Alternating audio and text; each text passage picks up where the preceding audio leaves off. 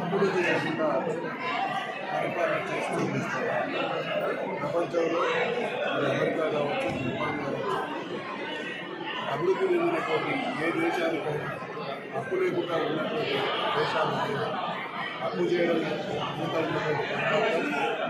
సంపద సృష్టించాలి, దాన్ని పెంచాలి, ఆర్థిక వ్యవస్థ వృద్ధిని పెంచాలి. దీని పట్ల స్పష్టమైనటువంటి అవగాహన ఉన్నటువంటి నాయకులు కేసీఆర్ గడిచిన